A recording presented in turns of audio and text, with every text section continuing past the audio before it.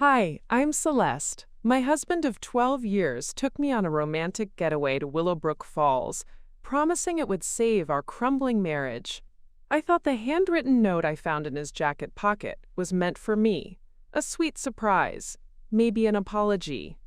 Instead, it read, "Can't wait to start our new life together once you're finally free. All my love, Veronica." What would you do if the trip meant to heal your heart became the moment it shattered completely? Before we dive back in, let us know in the comments where you're watching from. And if this story resonates with you, don't forget to subscribe, because tomorrow's story is something truly special I can't wait to share. They say that love dies quietly, in small moments you don't notice until it's too late. But sometimes it dies with a scream that echoes through every corner of your soul, and you realize you've been living with a stranger who's been counting down the days until he could escape. That morning in Willowbrook Falls, I woke up believing my marriage still had a chance. The mountain air was crisp, carrying the scent of pine and morning dew through our cabin windows. Damien was already up, standing on the deck with his coffee, looking out at the lake that stretched endlessly toward the horizon. For a moment, watching him there in his navy sweater, I remembered why I'd fallen in love with him in the first place. "Good morning, beautiful," he said when he noticed me watching, and his smile looked genuine, real, the kind of smile I hadn't seen in months. We'd been planning this trip for weeks, our last-ditch effort to save what was left of us. The fights had become daily occurrences, the silence between us stretching longer each night. Our therapist, Dr. Holloway, had suggested we get away somewhere without distractions, somewhere we could remember who we used to be together. "Maybe if you can reconnect with why you chose each other," she'd said, "you can find your way back." I'd clung to that hope like a lifeline. Damien had picked Willowbrook Falls himself, booking us a cabin at Moonstone Resort, the same place we'd spent our first anniversary. "Full circle," he'd said, kissing my forehead. "Back to where we were happiest." The first day had been promising. We'd hiked the Cascade Trail, holding hands for the first time in months. We'd laughed over dinner at the Timber Lodge, sharing stories about our early dating days. For brief, beautiful moments, I felt like we might actually make it. That night, as we sat by the fireplace, Damien had pulled me close and whispered, "I'm sorry for how distant I've been, Celeste. I want to fix this. I want to fix us." I'd gone to sleep believing him. But trust is a fragile thing, and sometimes the universe has a cruel way of showing you just how fragile. The next morning, while Damien was in the shower, I'd offered to pack his hiking jacket, the charcoal gray one he'd worn the day before. That's when I felt the crinkle of paper in the inner pocket. My first instinct was to leave it alone, respect his privacy. But something about the careful way it was folded, the deliberate placement, made me pause. The paper was cream-colored, expensive. The handwriting was feminine, elegant, written in purple ink with the kind of careful loops that suggested someone who still wrote in cursive by choice. "My dearest Damien," it began, and my stomach dropped before I'd even finished the first line. "Only 2 more days until you tell her, and then we can finally stop hiding. I know this trip is hard for you, pretending everything is okay when you know it's over.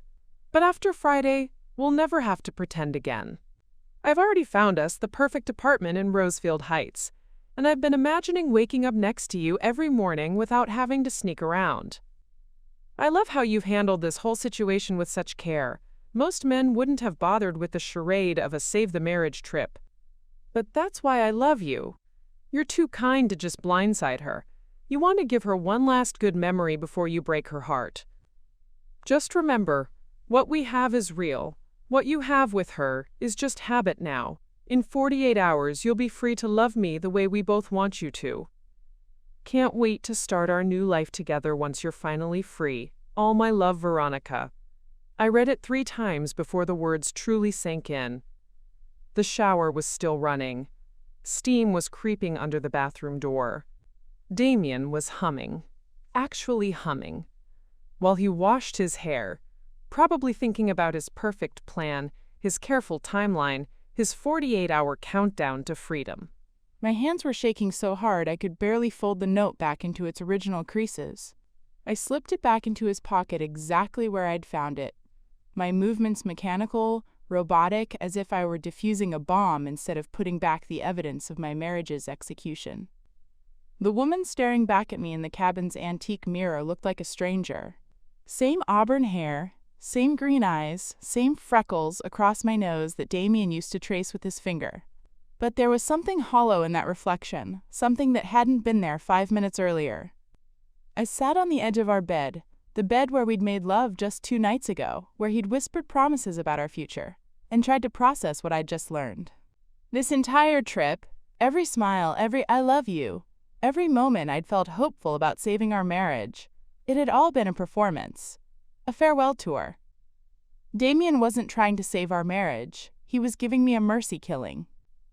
The bathroom door opened, and he walked out with a towel around his waist, droplets of water still clinging to his shoulders.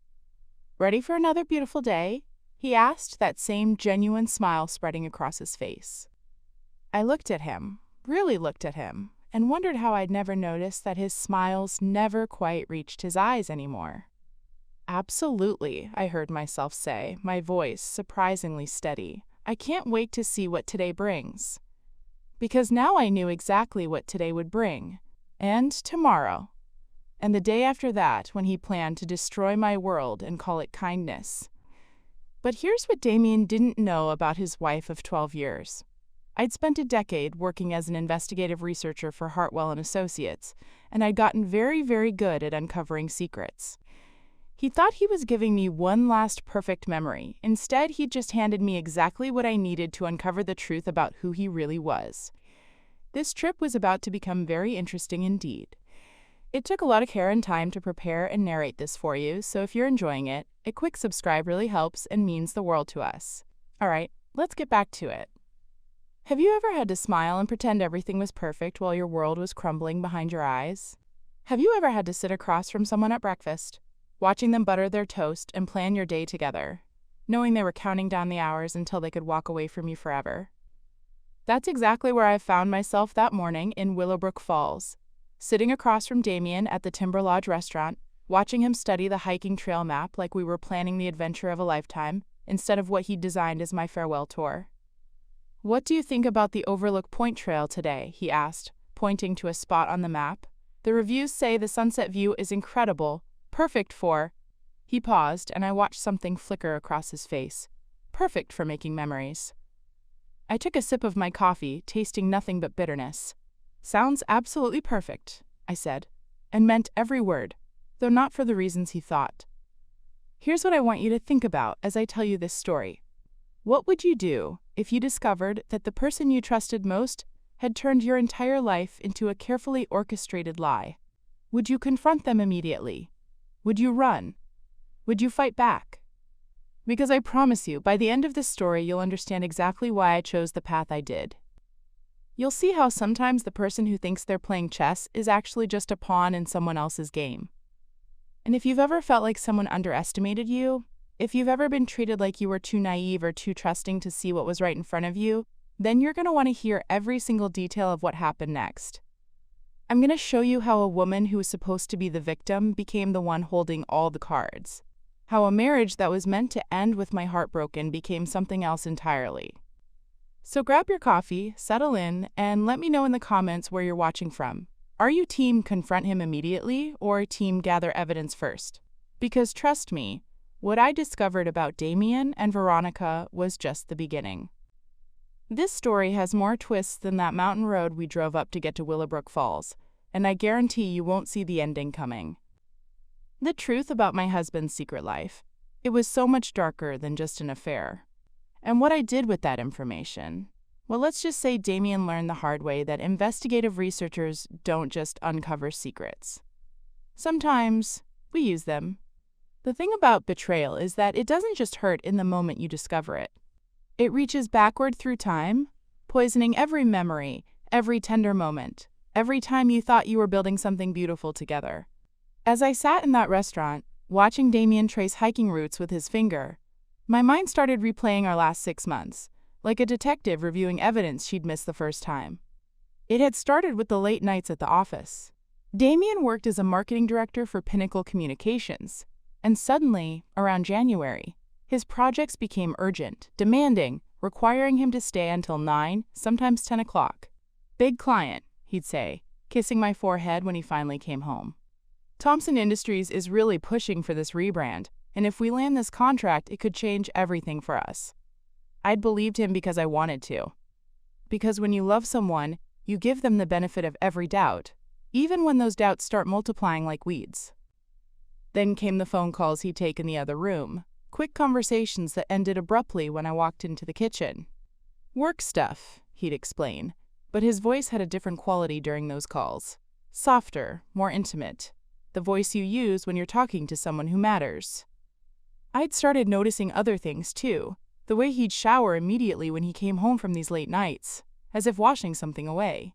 How he'd started buying new cologne, expensive bottles I'd never seen before.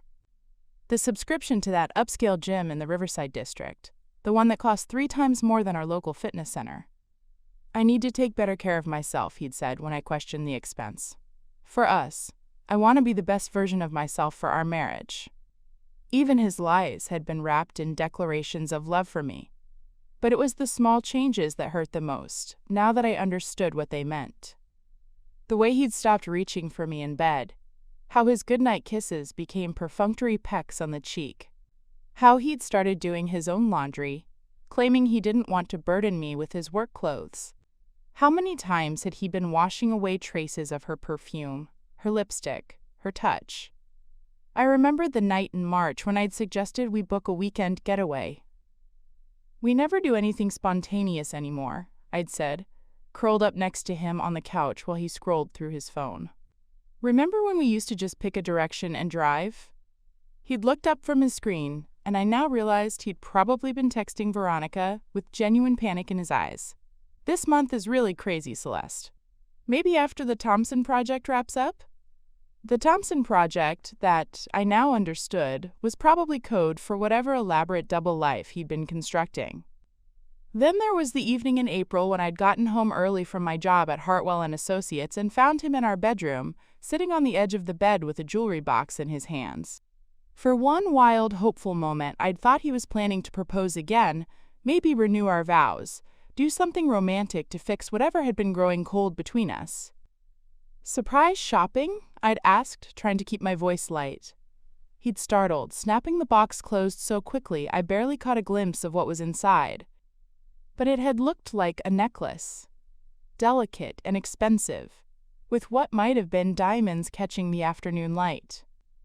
"It's for your birthday," he'd stammered, though my birthday wasn't for another 4 months. "I saw it and thought of you." I'd never received that necklace. Now I understood why. The worst part was how thoughtful he'd seemed during those months. Suddenly, he was bringing me coffee in bed, leaving sweet notes in my lunch bag, suggesting we try new restaurants in town. I'd thought he was making an effort, trying to rekindle what we'd lost. I'd felt guilty for feeling distant, for noticing the late nights and the phone calls. "He's trying so hard," I'd told my sister Autumn during one of our weekly calls. "I think we might actually be turning a corner." Autumn had been my maid of honor, had danced at our wedding, had held me while I cried during our worst fights last fall. "What changed?" she'd asked. "You were so worried about him pulling away." "I don't know," I'd said. "Maybe he realized what he could lose." The irony was suffocating. He had realized what he could lose. The security of having a faithful wife at home while he explored whatever passion he'd found with Veronica. I'd been the safety net he could return to if his affair didn't work out, the fallback plan he could discard once he was certain his new love was sustainable. Every kind gesture, every surprise dinner, every "I love you" had been part of his exit strategy. He'd been trying to minimize his guilt, not rebuild our connection. I thought about the marriage counseling sessions we'd started in February. Dr. Holloway's office on Elmwood Avenue, with its calming earth tones and inspirational quotes about healing relationships. Damien had suggested we try therapy, claiming he wanted to work on our communication. "I feel like we're living parallel lives," he'd said during our first session, his hand reaching across the couch to squeeze mine. I want to find our way back to each other. Dr. Holloway had smiled approvingly. That's exactly the kind of commitment that helps couples rebuild. Now I realized those sessions had been his research. He'd been learning the language of marital repair so he could simulate it convincingly. Every exercise she'd given us, every homework assignment about reconnecting, had been his master class in how to fake reconciliation. The cruelest part was that it had worked. I'd started believing we were healing. When he'd suggested this trip to Willowbrook Falls, I'd actually cried with relief. Just like our first anniversary, he'd said, booking the same cabin, the same resort. We'll remember why we fell in love. But he hadn't been planning our second chance. He'd been planning my goodbye party, choreographing the final performance of our marriage so he could leave with a clear conscience. Sitting across from him now, watching him plan our day with such careful attention, I wondered how many details of this trip he'd shared with Veronica. Had he told her about booking our old cabin? Had they laughed about the poetic justice of ending our marriage where it had felt strongest? "You're quiet this morning," Damien said, looking up from the trail map. "Everything okay?" I met his eyes, those warm brown eyes I'd stared into while saying my wedding vows, and smiled. "Just thinking about how perfect this is. How lucky we are to have this time together." "We are lucky," he agreed, and I heard the note of finality in his voice. Very lucky. 2 more days, I thought. In 48 hours, he planned to shatter my world and call it kindness. But Damien had made one crucial miscalculation. He'd married an investigative researcher, someone who spent her days uncovering hidden truths and connecting dots that others missed. Someone who knew that the surface story was rarely the whole story. He thought he was managing a naive wife who trusted too easily. He had no idea he was playing games with someone who professionally dismantled lies for a living. This trip was supposed to be my ending. Instead, it was about to become his. After breakfast, Damien went to shower and change for our hike, leaving me alone with his phone on the table. He'd never done that before. Always kept it with him, even taking it to the bathroom. But today, maybe because he thought his secret was safe. Maybe because we were in the middle of nowhere with spotty reception, he'd grown careless. I stared at the black screen for exactly 30 seconds, my coffee growing cold in my hands. Every moral fiber in my body said to leave it alone, that looking through your husband's phone was a violation of trust. But then I remembered Veronica's note, still folded in his jacket pocket upstairs, and realized that trust was already broken. I just hadn't been invited to the conversation about it. The phone was password protected, but I knew Damien better than he realized. He'd always been sentimental about numbers. Our anniversary, my birthday, his mother's birthday. The fourth combination I tried worked. 0924. The date we'd first said, "I love you" to each other, 8 years ago, on a rainy September evening when we'd gotten caught in a downpour walking home from our favorite Thai restaurant. My hands were trembling as I opened his messages. I almost lost my nerve when I saw our last text exchange from yesterday. "Can't wait to see you, beautiful. This trip is exactly what we need." Heart emoji. Kiss emoji. The performance continued even in digital form. But then I scrolled up and found what I was looking for. A conversation thread with a contact listed simply as V. The messages went back months. March 15th. V. I can't keep doing this, Damien. It's been 4 months. When are you going to tell her? March 15th. Damien, soon, I promise. I need to find the right way. She doesn't deserve to be blindsided. March 15th. V. I'm tired of being your secret. I'm tired of you going home to her every night.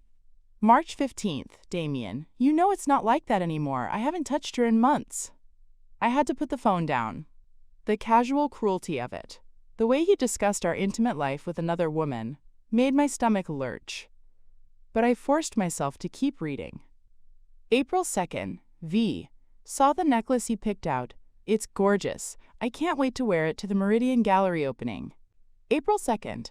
Damien, you'll be the most beautiful woman there. I can't wait to show you off properly. April 2nd. V. Soon we won't have to hide anymore.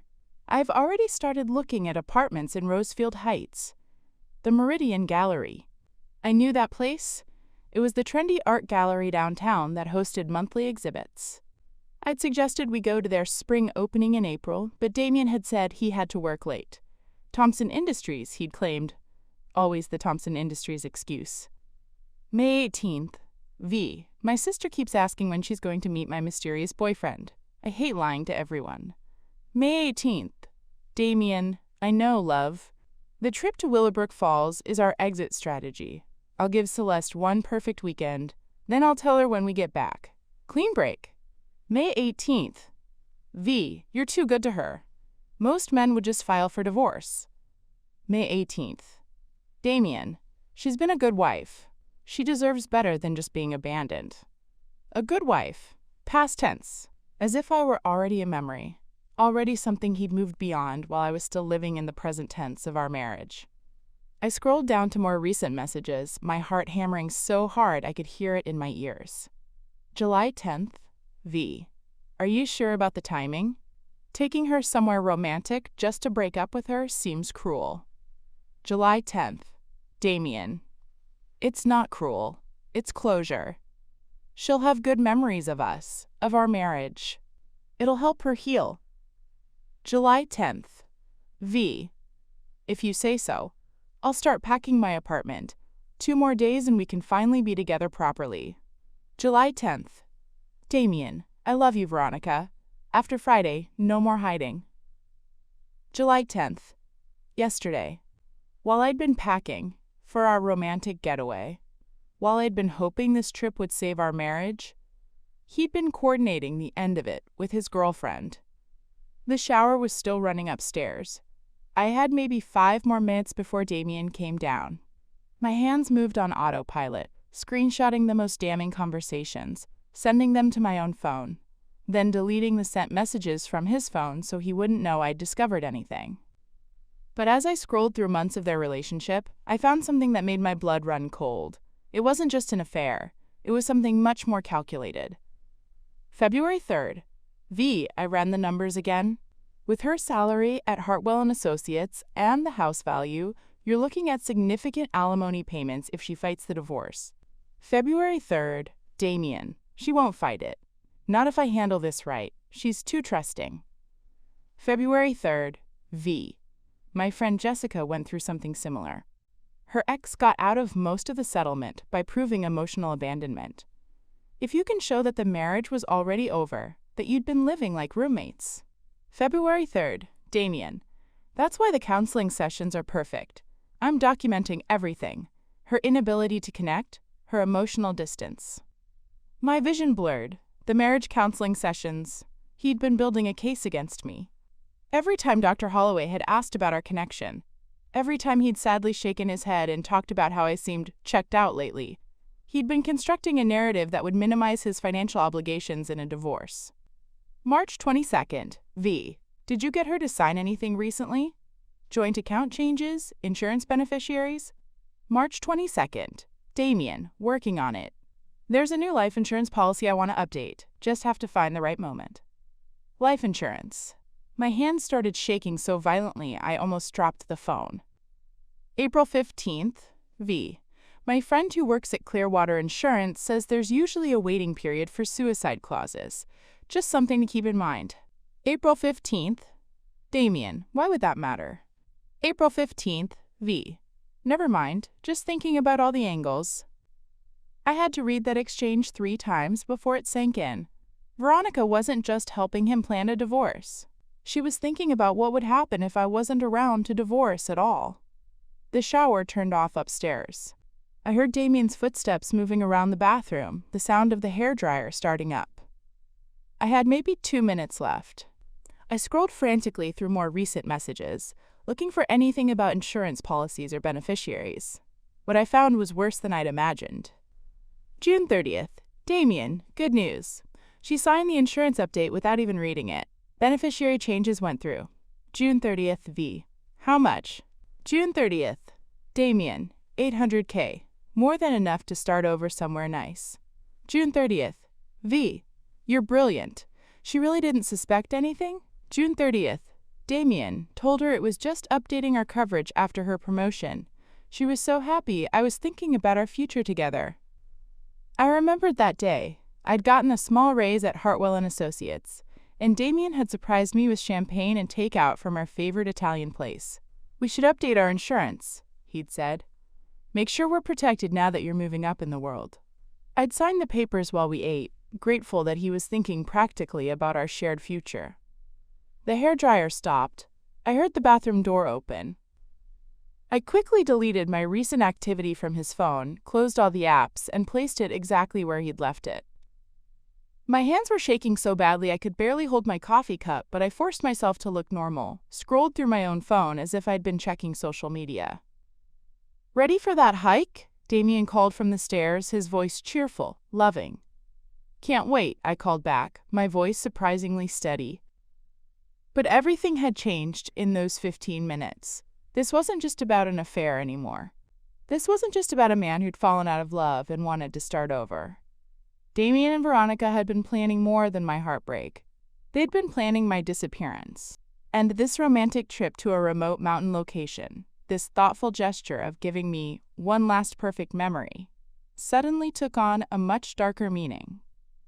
The isolation that was supposed to help us reconnect could just as easily make an accident look believable. The hiking trails he was so eager to explore could be dangerous for someone who might slip and fall. The life insurance policy I'd signed without reading could be the real reason he'd brought me here. I was no longer just a wife about to be divorced. I was a problem to be solved. And Damien thought he'd found the perfect solution. Damien came down the stairs wearing his hiking boots and that charcoal gray jacket, the one that held Veronica's note like a loaded gun in his pocket. He looked so normal, so familiar with his tousled brown hair and that easy smile that had made me fall in love with him in the first place. If I hadn't just read months of his text messages planning my potential demise, I might have thought he looked handsome, ready for a romantic adventure. "Beautiful day for a hike," he said, kissing my cheek. His lips felt like ice against my skin. "Perfect," I managed, though my voice sounded strange to my own ears. As we drove toward the Overlook Point trailhead, I found myself studying every detail of the route. The narrow mountain roads with their sharp curves and steep drop-offs. The way the cellular service flickered in and out as we climbed higher. How isolated we'd be once we started hiking. How long it might take for help to arrive if something happened. If something happened. As if it would be an accident. My mind raced through possibilities, each one more terrifying than the last.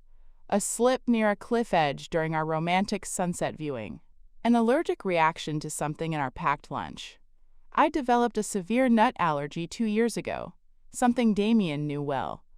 A fall down one of the rocky slopes, maybe after I'd had a little too much of the wine he'd suggested we bring to celebrate our new beginning. "You're quiet," Damien observed, glancing at me while he navigated a particularly steep curve.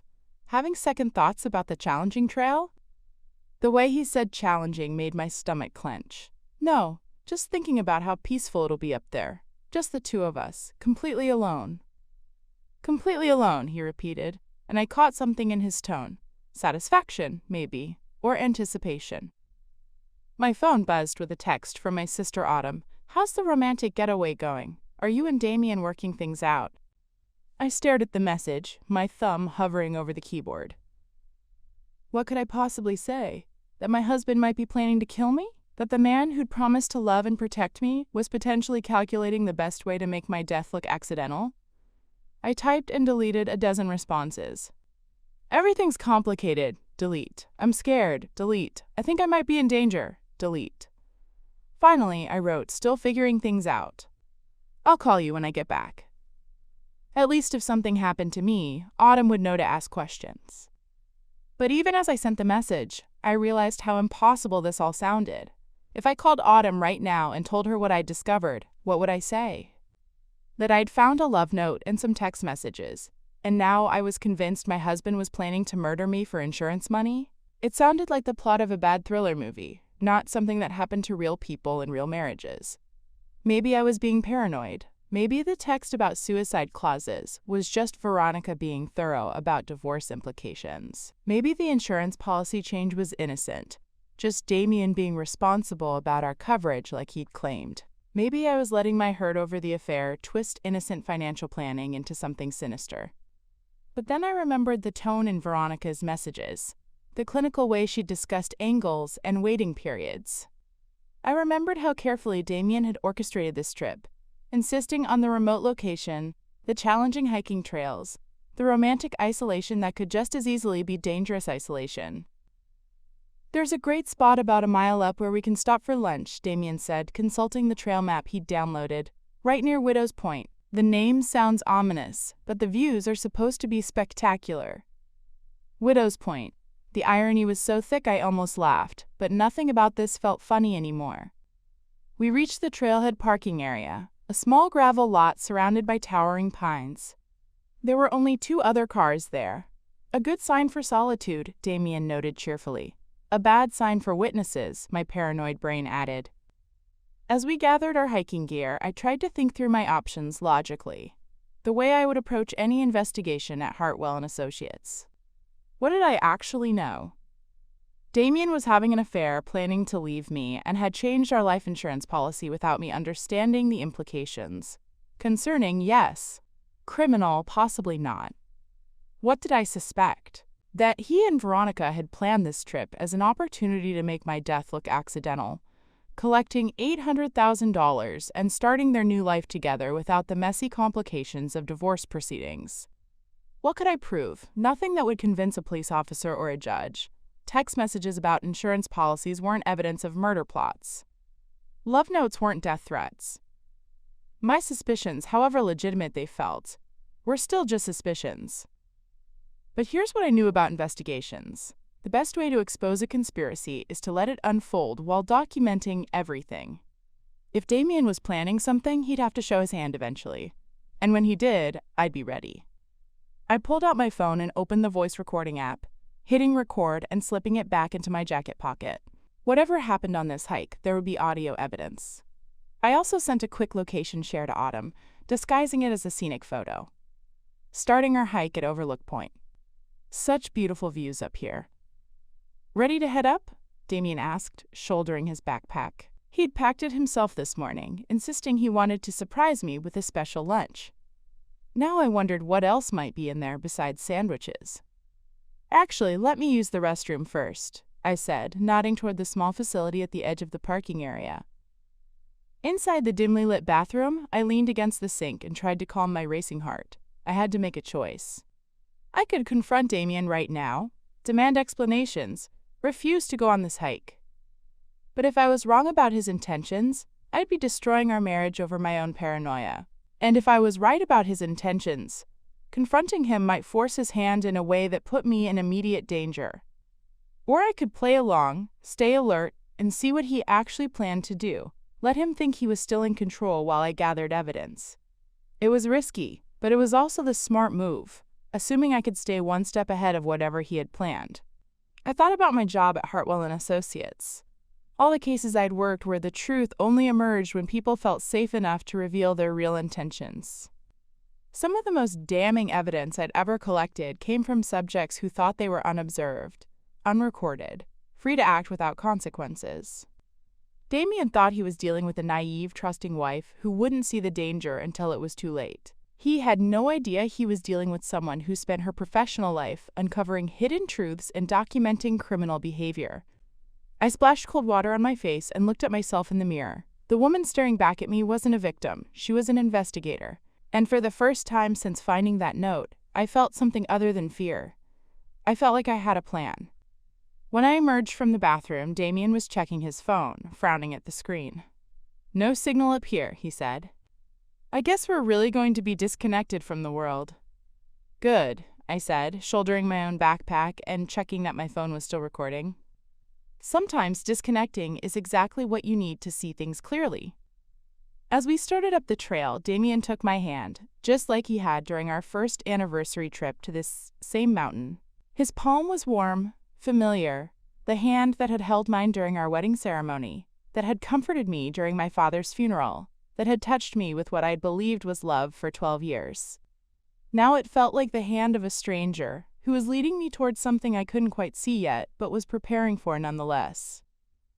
"This is going to be perfect, Celeste," he said, squeezing my fingers. "I promise you, this day is going to change everything." "I believe you," I said, and meant it in ways he couldn't possibly understand. Because, one way or another, this day was going to reveal the truth about who my husband really was, and when it did, I'd be ready.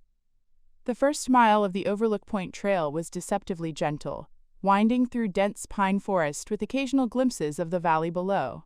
Damien kept up a steady stream of conversation, pointing out wildflowers, commenting on the crisp mountain air, playing the role of attentive husband so perfectly that if I hadn't seen those text messages, I might have believed we were actually on a romantic hike to save our marriage.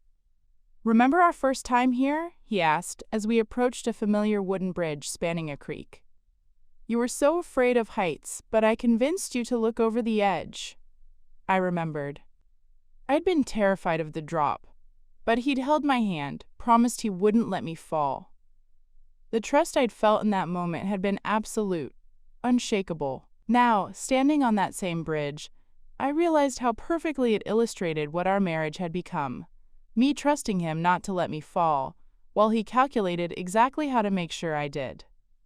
"I'm not afraid anymore," I said, leaning against the railing and looking down at the rocky creek bed 20 feet below. "It's amazing how perspective changes when you really understand what you're looking at." Something flickered across his face. Surprise, maybe, or uncertainty. "You seem different today, Celeste. More confident." Maybe I'm finally seeing things clearly. We continued climbing, the trail becoming steeper and more challenging. My phone, still recording in my pocket, captured our conversation, his breathing, the sound of our boots on the rocky path. Evidence, I kept telling myself. Every word, every gesture, every moment of this performance was being documented. About halfway to the summit, we reached a scenic overlook where several other hikers had stopped to rest. A young couple from Portland, an elderly man with professional camera equipment, a family with 2 teenagers who were complaining about the climb. Normal people, living normal lives, unaware that they might be witnessing the final act of someone's marriage or someone's life. "Should we keep going?" Damien asked, consulting his trail map. "The real spectacular views are at Widow's Point, but it's another 1.5 miles, and much more, secluded." The way he emphasized that last word sent ice through my veins. But I smiled and shouldered my pack. "I'm up for it if you are. We came here to push ourselves, right?" As we left the other hikers behind, climbing toward the more remote sections of the trail, I made my decision. Not the decision about whether to trust Damien. That choice had been made the moment I read Veronica's note. This was a different decision, one that would determine whether I remained a victim or became something else entirely. I was going to let this play out. I was going to give Damien every opportunity to show me exactly who he really was, what he was really capable of, and I was going to document every moment of it. But I wasn't going to do it passively. "Damien," I said as we navigated a particularly narrow section of trail with a steep drop-off to our left. "I've been thinking about what Dr. Holloway said. About being honest with each other."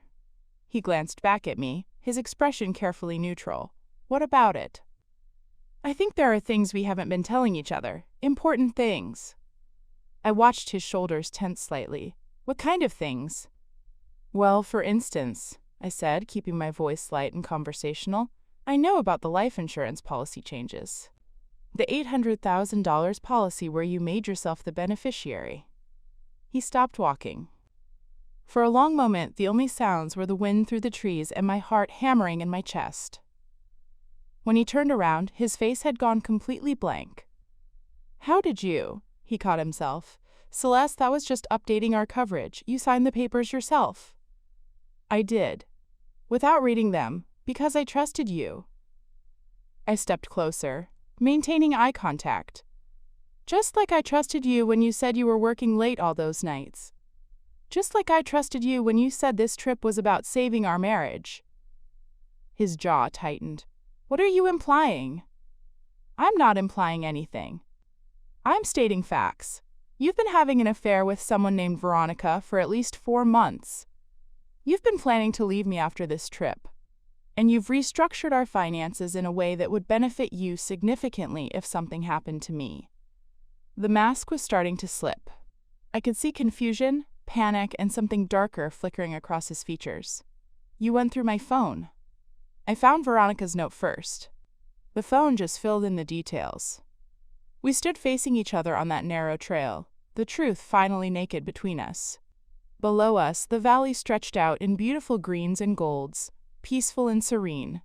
Above us, storm clouds were beginning to gather, casting shadows that turned the afternoon light gray and ominous. Celeste, you don't understand. I understand perfectly. The question is, what are you going to do now that I know? It was a dangerous question, maybe a stupid question, but I needed to know who I was really dealing with. Was Damien a cheating husband trying to minimize his financial losses in a divorce? Or was he something worse? His eyes darted around, taking in our isolation, the steep drop-offs, the fact that we were completely alone now. I could practically see him recalculating, adjusting his plans in real time. You weren't supposed to find out like this, he said finally. I was going to tell you tomorrow, after we got back. I was going to do it properly. Properly? I laughed, but there was no humor in it. Is that what you call this charade? Bringing me to the same place where we celebrated our first anniversary, pretending to work on our marriage while you count down the hours until you can leave me for another woman? It's not like that. Then what is it like, Damien? Explain it to me. Explain the insurance policy. Explain why Veronica was researching suicide clauses. Explain why you chose this particular location, this particular trail, for our goodbye weekend. His face went pale. You saw that message about the suicide clause? The question hung in the air between us like a loaded gun.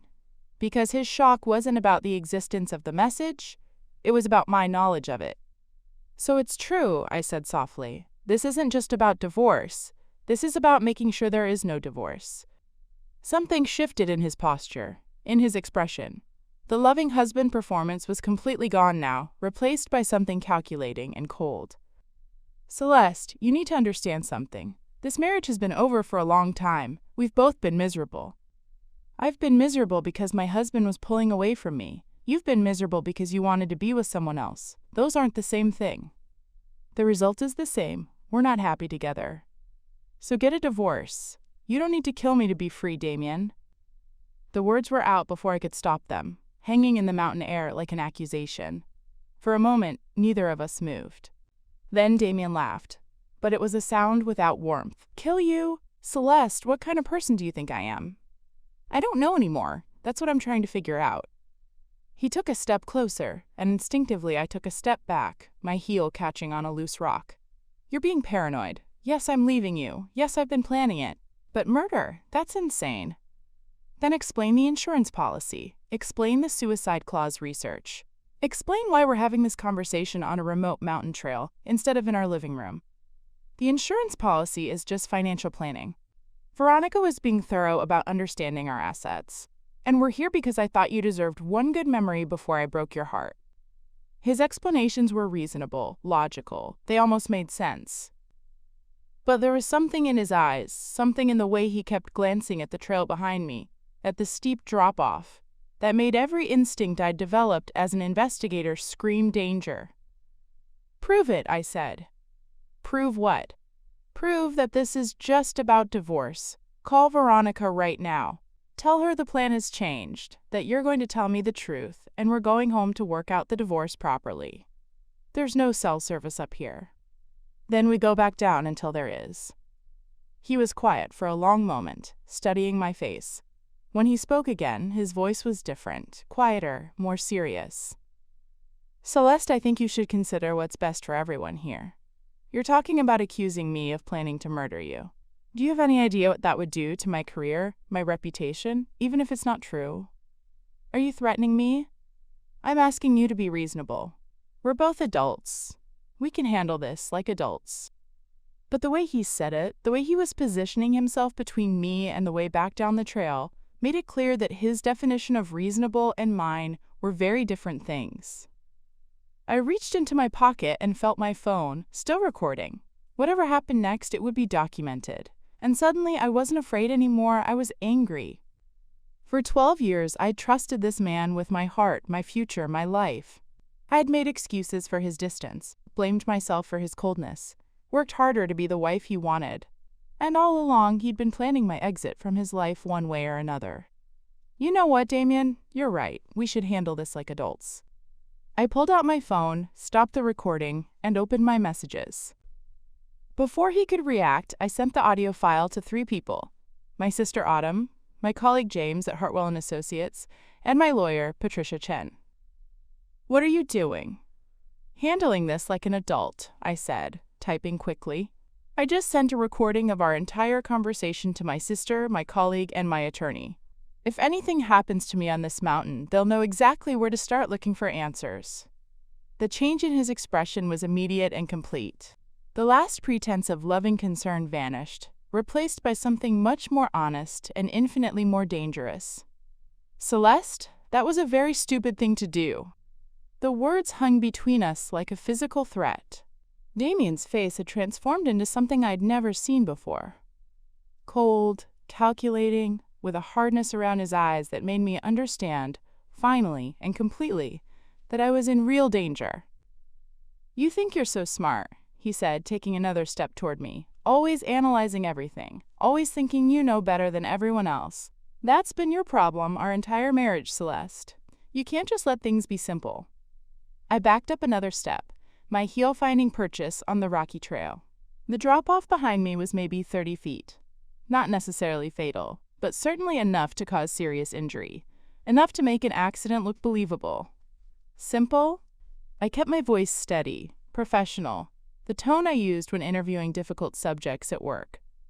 "You call insurance fraud and potential murder simple?"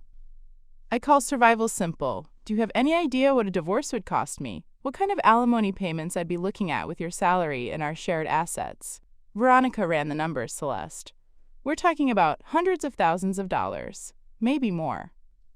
The casual way he discussed it, as if my life was just another line item in his financial planning, sent a chill through me that had nothing to do with the mountain air. "So this really is about money?" Everything's about money eventually. You'd know that if you paid attention to anything beyond your little investigations and case files. He was circling slightly to his left, I realized, trying to position himself so that my only escape route would be backward, toward the edge. But I'd spent years interviewing people who didn't want to tell the truth, and I'd learned to read body language, to anticipate movements, to stay one step ahead of subjects who thought they were smarter than I was. "How long have you been planning this?" I asked, taking a small step to my right, toward a cluster of boulders that might provide better footing. "The insurance policy was just the final piece, wasn't it?" Veronica suggested it in February. She's brilliant with financial strategy, much better than you ever were. She saw the whole picture from the beginning. "What picture?" "That keeping you around was a liability. Divorce is messy, expensive, complicated. But a grieving widower? That's clean, sympathetic, and profitable." The matter-of-fact way he discussed my death was almost more terrifying than his threats. This wasn't a crime of passion or a moment of rage. This was a business decision they'd made together, calculated and cold. "People will ask questions, Damien. My sister knows I'm here. My colleagues know about our marriage problems. They'll investigate." Will they? A tragic hiking accident on a dangerous trail? It happens all the time. Especially when someone's been dealing with depression, stress from a failing marriage.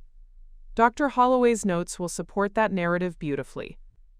My blood went cold. "You were using therapy to build a case for my suicide?"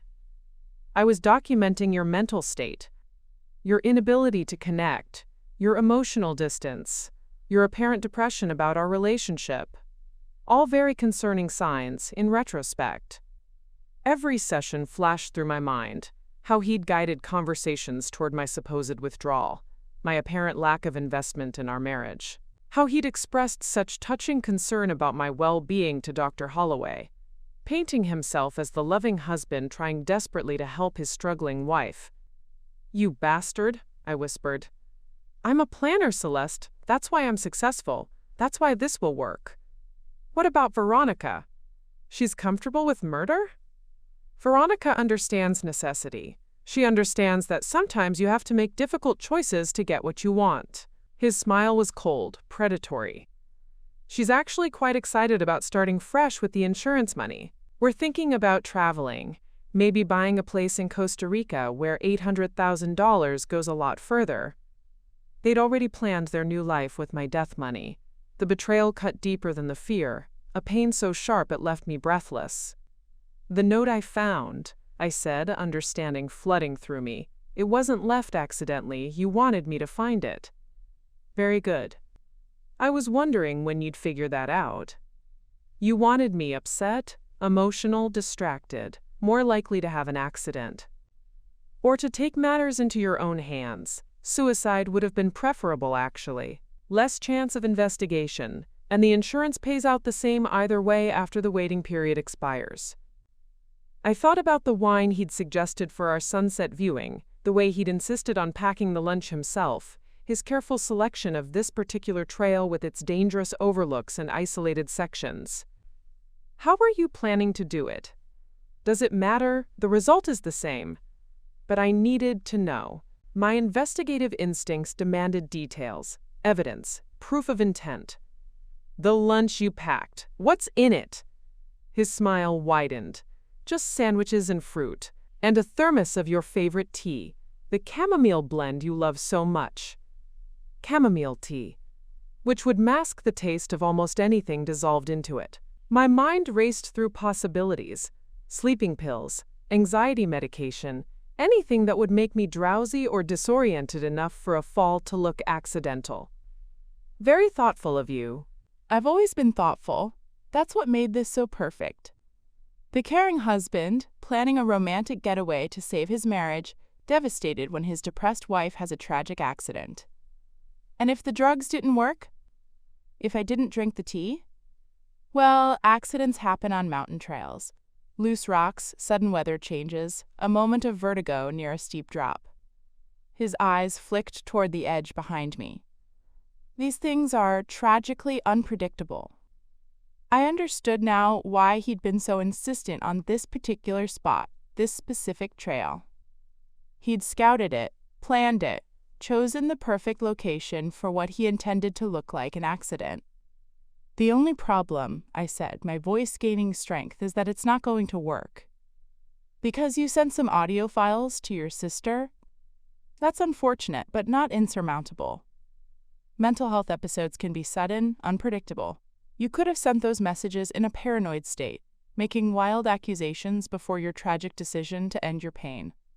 He had an answer for everything. Every contingency planned, every angle covered, almost every angle. "You're forgetting something, Damien." "What's that?" "I'm not just some random wife you're trying to murder for money. I'm an investigative researcher.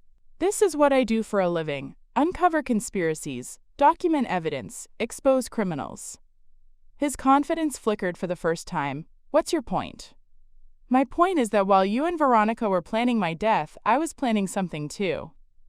I pulled out my phone again, this time opening the app that connected to the GPS tracker I'd hidden in his backpack that morning while he was showering. A tiny device from my toolkit at Hartwell & Associates that would record our exact location and movements throughout the day.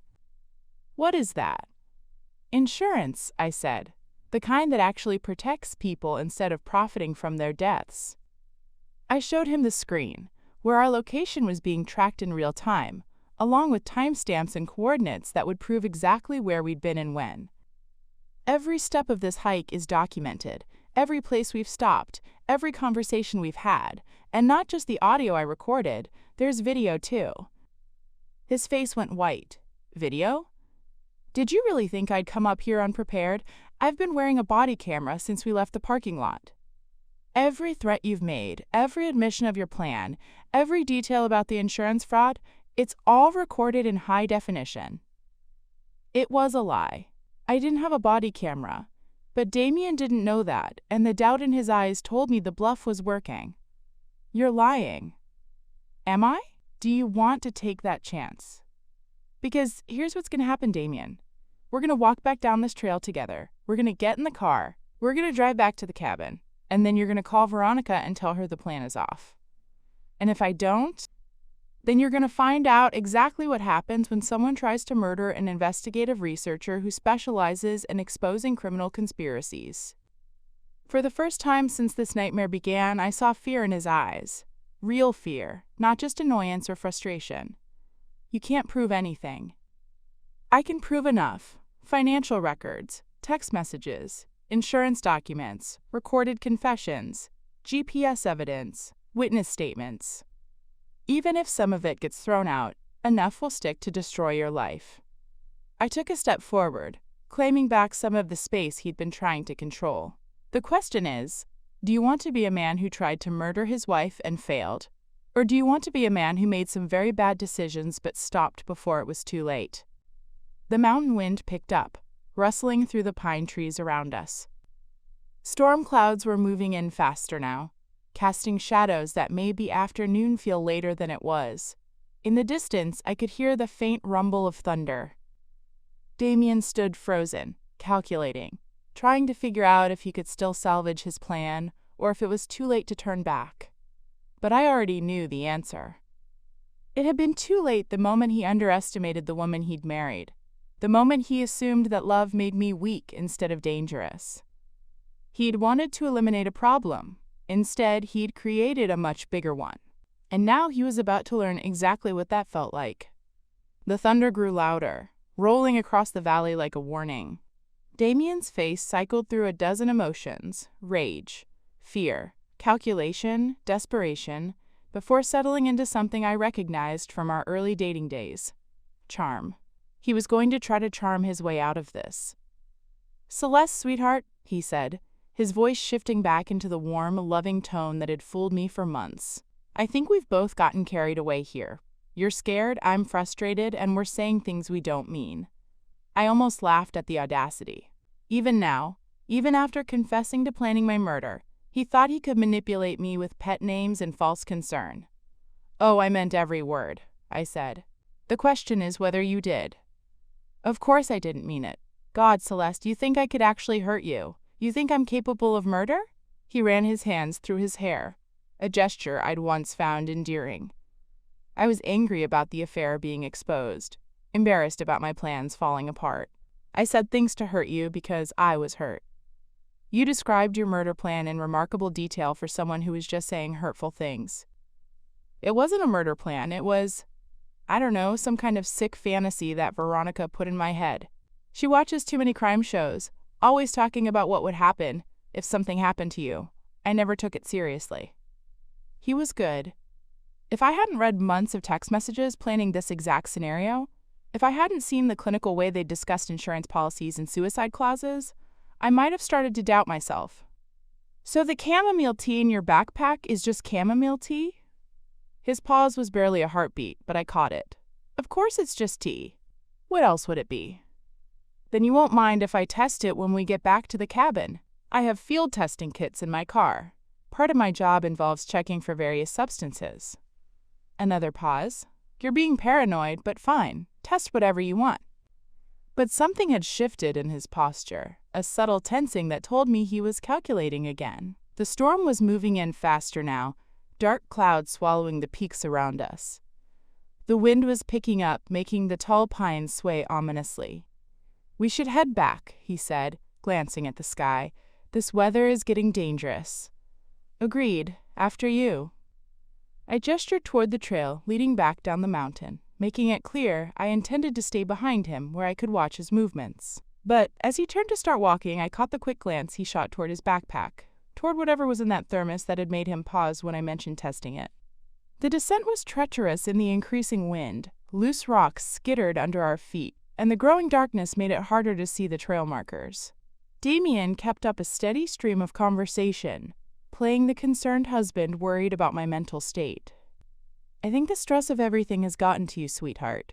Finding that note, reading my private messages, I understand why you jumped to wild conclusions. But we need to get you some help when we get home." "What kind of help?" "Therapy? Maybe medication. Dr. Holloway mentioned that you've seemed disconnected lately. Maybe this paranoid episode is a sign of something deeper." He was already constructing the narrative. If his plan had failed, he'd pivot to painting me as mentally unstable, someone whose accusations couldn't be trusted. It was brilliant in its simplicity. Who would believe a paranoid wife over a concerned husband? "You're probably right," I said, playing along. "I have been feeling paranoid lately, like someone was plotting against me." That's exactly what I mean. Healthy people don't jump from "my husband is having an affair" to "my husband is trying to murder me." That's a sign of serious mental health issues. We'd reached the scenic overlook where we'd seen the other hikers earlier.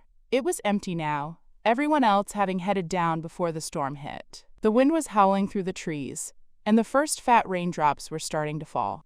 "Maybe we should wait here," Damien said, pointing to a small shelter built for hikers. "Let the worst of the storm pass." I looked at the three-sided wooden structure, isolated and private, with no witnesses and no cell service. "I think we should keep moving.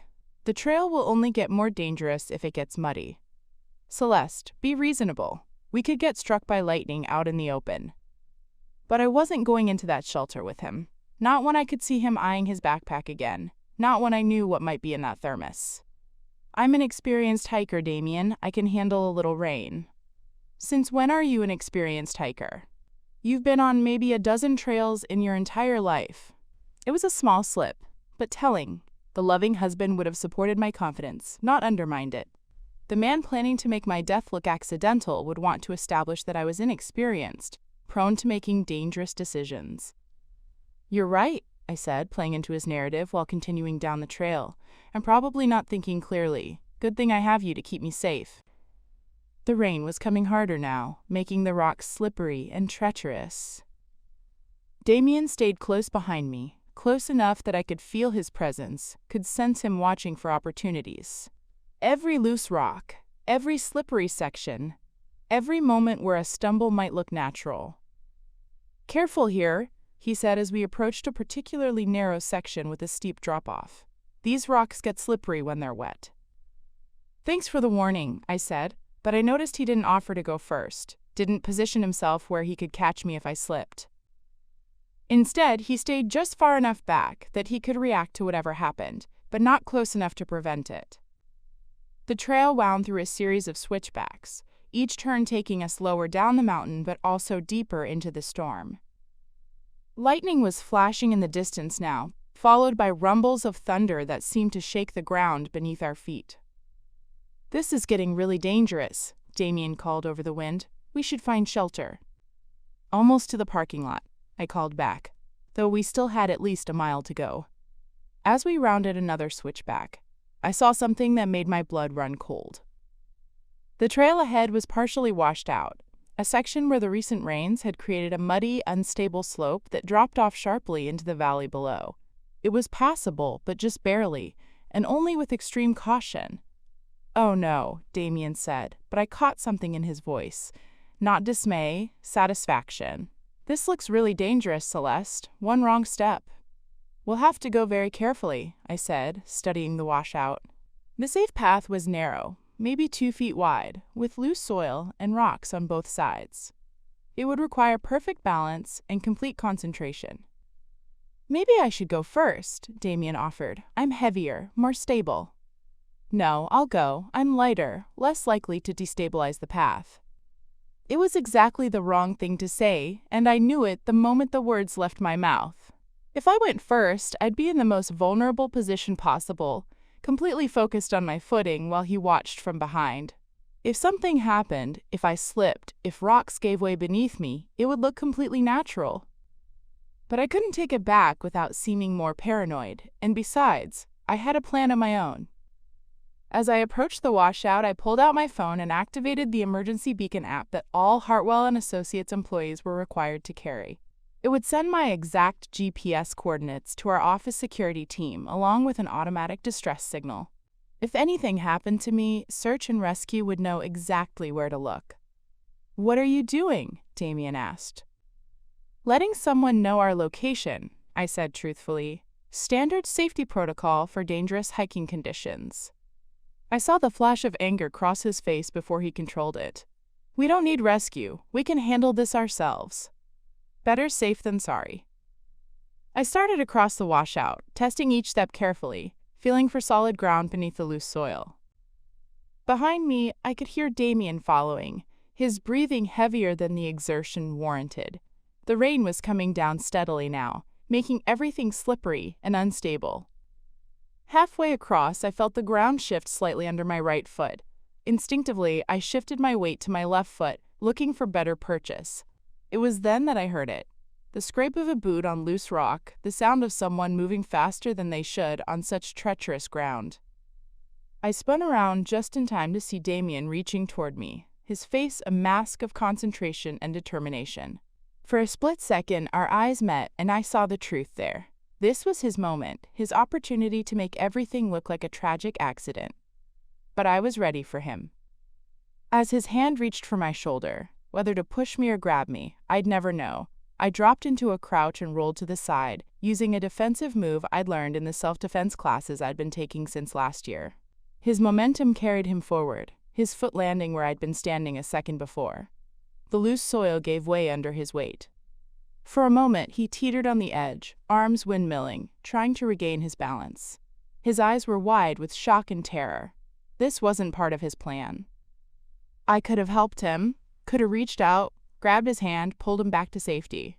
For just a heartbeat, I considered it. But then I thought about Veronica's note, about the months of planning, about the cold calculation in his voice when he discussed my death as a business decision.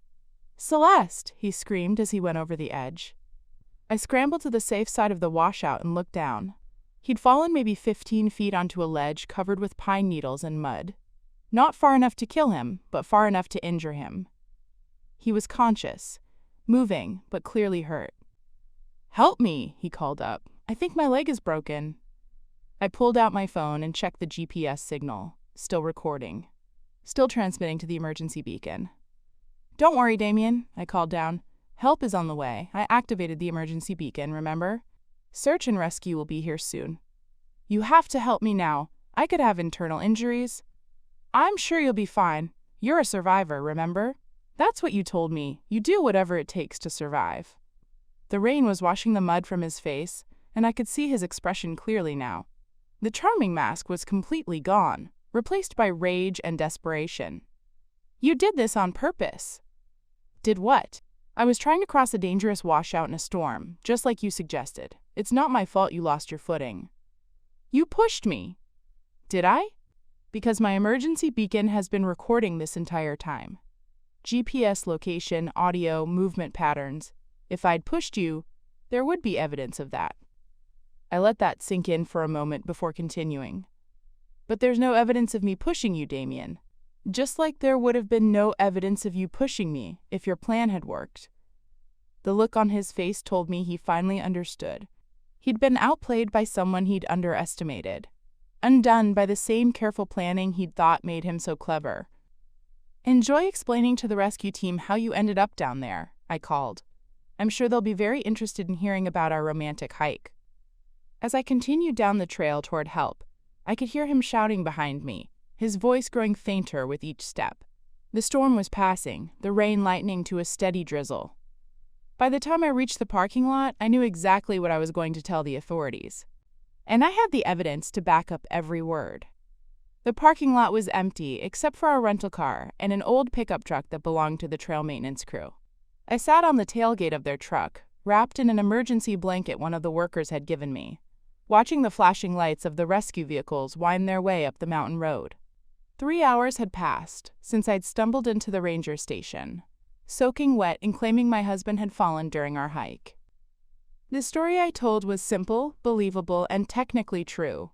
We'd been caught in the storm, attempted to cross a dangerous washout, and Damien had lost his footing on the unstable ground.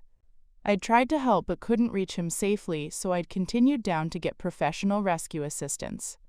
A tragic accident during hazardous weather conditions. I didn't mention the text messages, the insurance policy, or the confession of murder plans. Not yet. That evidence was safely stored in multiple locations, but this wasn't the time or place for that conversation. First, I needed to see how Damien would play his hand. Search and rescue had reached him within 2 hours. Broken leg, dislocated shoulder, some cuts and bruises, but nothing life-threatening. He was conscious and coherent when they brought him down on a stretcher, which meant he'd had plenty of time to think about what he was going to say. As the ambulance pulled into the parking area, I stood up and walked over, playing the concerned wife perfectly. Several witnesses were watching.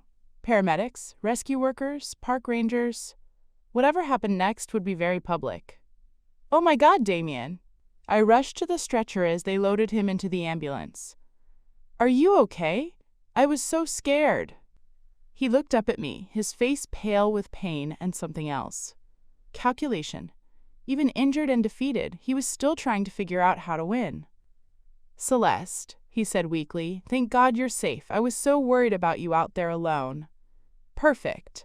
The loving husband, more concerned about his wife's welfare than his own injuries.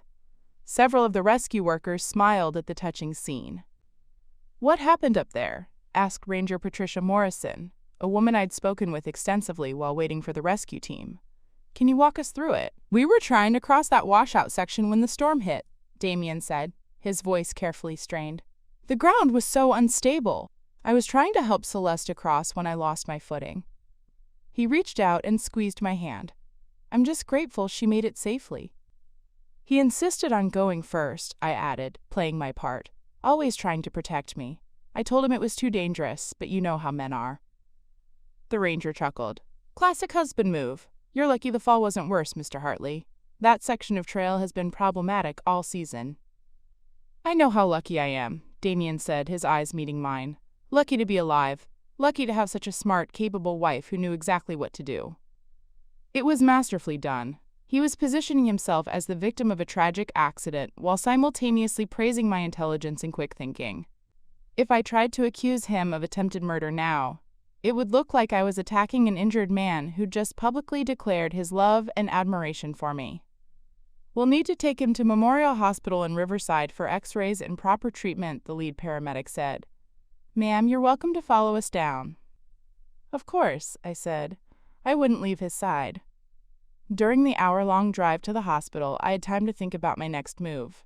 Damien was clearly going to stick with the accident story, probably hoping that his injuries would generate enough sympathy to make any future accusation seem vindictive. He might even use this as an opportunity to have me committed. After all, what kind of wife accuses her injured husband of trying to kill her? But he'd made one crucial mistake. He thought this was still a game where charm and manipulation could win. He didn't understand that he was no longer playing against his trusting wife. He was now dealing with an investigative professional who had evidence, documentation, and a very clear understanding of exactly what he'd tried to do. At the hospital, I played the devoted wife while doctors examined Damien's injuries and ran tests. Broken fibula, dislocated shoulder, mild concussion. Painful but not serious. He'd be in the hospital overnight for observation, then released with a cast and some pain medication. While he was getting his x-rays, I stepped outside and made 3 phone calls. The first was to my sister Autumn. "The trip took an unexpected turn," I told her. "Damien had an accident. I'm gonna need you to do something for me." I gave her specific instructions about retrieving certain documents from our house, along with the spare key location.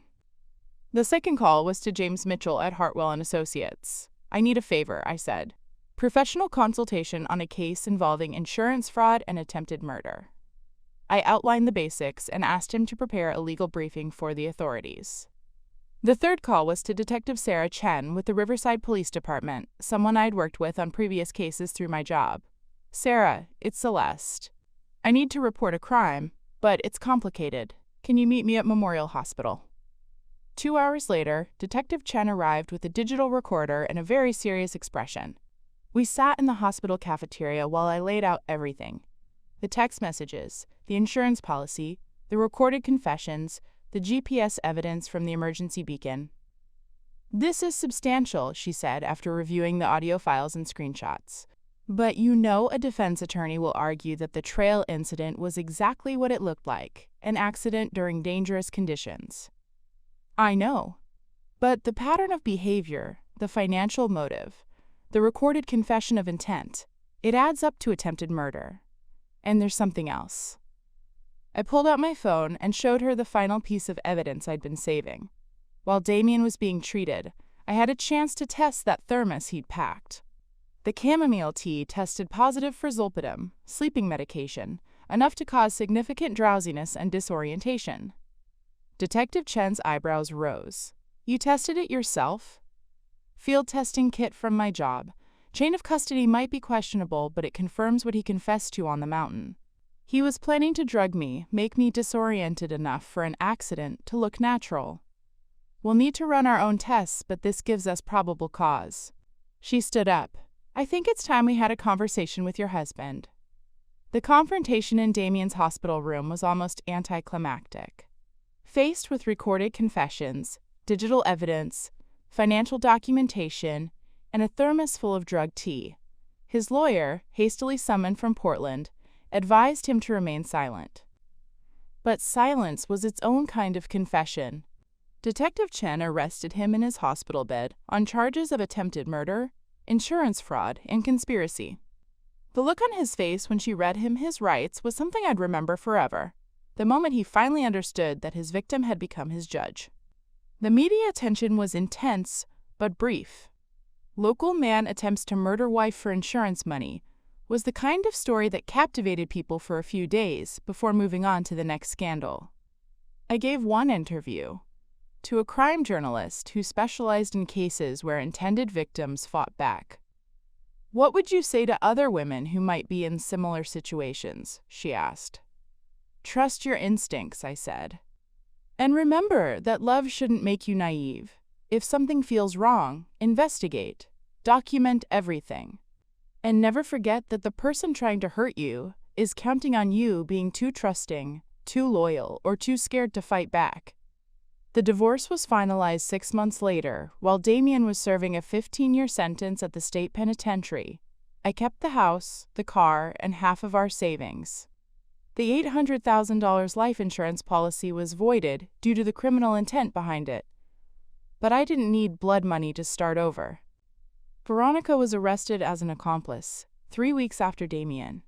Turned out she had a history of insurance fraud in 2 other states, and my case gave prosecutors the leverage they needed to connect her to those crimes as well. Her dream of a new life in Costa Rica became a reality check in a federal prison. I still work at Hartwell and Associates, but now I specialize in cases involving domestic financial crimes. There are more of them than people realize.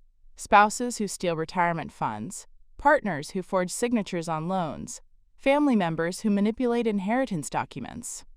I've become very good at helping people who've been betrayed by the people they trusted most.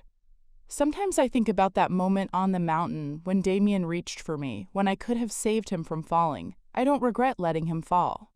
But I do think about the woman I was before that trip. Trusting, optimistic, believing that love was always honest. That woman died on that mountain trail, and I can't say I miss her. The woman who walked down from that mountain is stronger, smarter, and infinitely more dangerous to anyone who might try to hurt her. Last week, I got a letter from Damien, prison mail, carefully censored, written in the same handwriting that used to leave me sweet notes in my lunch. He's sorry, he says. He loves me, he claims. It was all Veronica's idea, he insists. If I could just visit him, he knows we could work things out. I didn't respond to the letter, but I did frame it and hang it in my office, right next to my investigator's license, and the commendation I received from the state attorney general for my work on domestic fraud cases. It's a reminder of something I learned on that mountain. The most dangerous person in your life might be the one sleeping next to you every night. But it's also a reminder of something else, that being underestimated can be the greatest weapon you'll ever have. Damien thought he was eliminating a problem. Instead, he created an expert in exactly the kind of crimes he wanted to commit. And that expert is helping other women make sure their stories end differently than mine almost did. Trust your instincts. Document everything. And remember, love should never make you less safe. It should make you stronger. Coming up next, you'll see 2 more stories we handpicked just for you. If this one struck a chord, you're going to love what's next. Tap to keep the journey going.